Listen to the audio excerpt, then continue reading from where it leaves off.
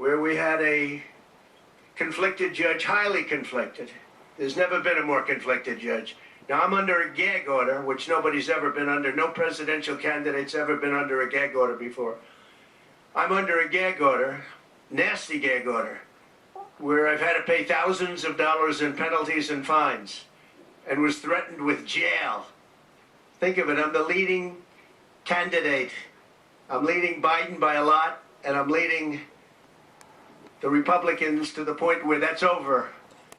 So I'm the leading person for president, and I'm under a gag order by a man that can't put two sentences together, given by a court, and they are in total conjunction with the White House and the DOJ, just so you understand. This is all done by Biden and his people.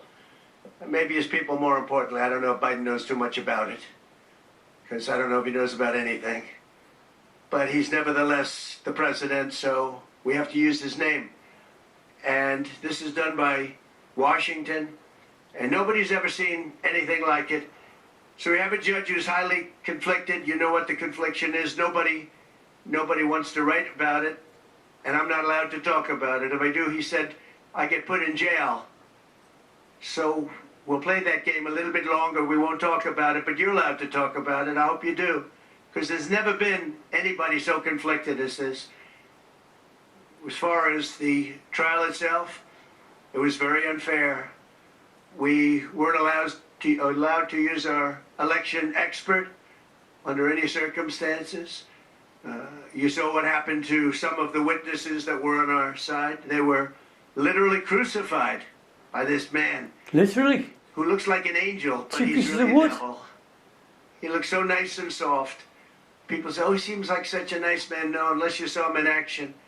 And you saw that with a certain witness that went through hell. And when we wanted to do things, he wouldn't let us do those things. But when the government wanted something, they got everything. They got everything they wanted. It was a rigged trial. We wanted a venue change where we could have a fair trial.